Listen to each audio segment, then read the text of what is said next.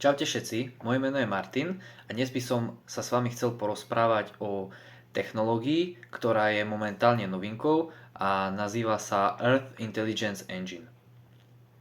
Jednou z najnovších tém v oblasti umelej inteligencie je využitie generatívnych modelov na predikciu klimatických zmien a prírodných katastrof. Práve táto technológia bola vytvorená výskumníkmi z MIT, ktorí vlastne vyvinuli nástroj, ktorý dokáže vytvárať realistické satelitné snímky budúcich povodní. Táto technológia umožňuje komunitám vizualizovať, ako by mohli byť zasiahnuté búrkami a povodňami a tak sa lepšie pripraviť na potenciálne katastrofy. Táto technológia bola testovaná na prípade Houstonu počas hurikánu Harvey v roku 2017. Takže čo nám vlastne táto technológia poskytuje? Táto technológia má veľký potenciál, hlavne v oblasti riadenia prírodných katastrof a záchrany ľudských životov.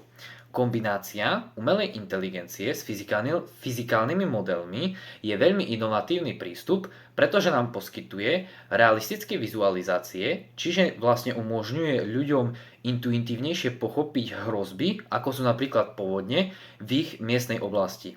Taktiež nám poskytuje aj praktické využitie, čiže vlastne ak túto technológiu zavedieme do praxe, tak vlastne môže nám zlepšiť vlastne prípravu na tú katastrofu alebo na tú pôvodňu a takisto aj podporiť lepšie rozhodovanie pri evakuácii.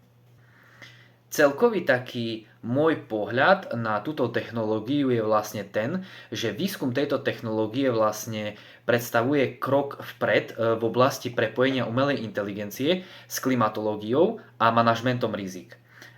Ak sa implementuje správne, tak môžeme vlastne zachrániť veľké množstvo životov a minimalizovať škody. Ako každá technológia, aj táto technológia nesie svoje rizika. Ak by bol model zneužitý na šírenie nepravdivých informácií alebo by bol systém nedostatočne testovaný, tak by to mohlo viesť k nesprávnym rozhodnutiam, ktoré by mohli vlastne situáciu ešte zhoršiť. Taktiež by som chcel povedať aj o výhodách a nevýhodách tejto technológie. Medzi hlavnými výhodami tejto technológie je napríklad presnosť a dôveryhodnosť, pretože kombinácia umelej inteligencie s fyzikálnymi modelmi redukuje vlastne to riziko tých halucinácií, čo sú vlastne tie nesprávne generované údaje, či vlastne poskytuje realistickejšie odpovede.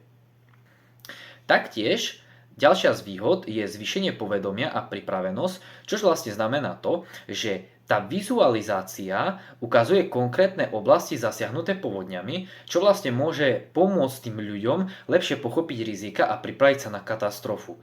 K tomu taktiež patrí ako výhoda aj emocionálny dopad, pretože vlastne tie realistické obrázky môžu byť pre ľudí zrozumiteľnejšie a motivovať ich evakuácii viac ako tie abstraktné farebné mapy.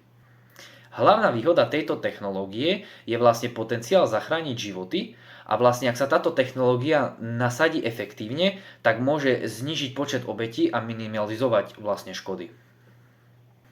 Tak ako každá technológia, aj táto technológia má svoje nevýhody. Medzi nevýhody tejto technológie patrí napríklad závislosť od kvalitných údajov a to je vlastne to, že aby ten systém fungoval presne, tak ono vyžaduje veľké množstvo satelitných snímok a údajov o povodniach pre každý región. Nedostatok takýchto dát môže obmedziť vlastne použitie. Taktiež veľká nevýhoda je obmedzenie geografického pokrytia, pretože momentálne tá technológia bola testovaná len na Houstone, čiže na to, aby sme mohli rozšíriť tú technológiu do iných oblastí, tak je potrebné vlastne ďalšie trénovanie tých modelov, čo je vlastne časovo aj finančne veľmi náročné. Môj názor na túto tému je veľmi pozitívny a kladný príklad toho, ako môže umelá inteligencia pomáhať spoločnosti riešiť globálne výzvy. Využitie umelej inteligencie v predikcii a plánovaní ukazuje, že nejde len o nástroj na zlepšenie produktivity či zábavu, ale ide aj o prostriedok, ktorý vlastne ochraňuje ľudský život alebo majetok. Na druhej strane otázkou stále zostáva, ako presné a spoľahlivé budú tieto predikcie, ktoré nám umožňuje táto technológia a najmä v prostredí s obmedzenými historickými dátami alebo vysokou mierou variability. Na záver by som sa chcel vám ešte poďakovať za vašu pozornosť a popriať vám pekný deň.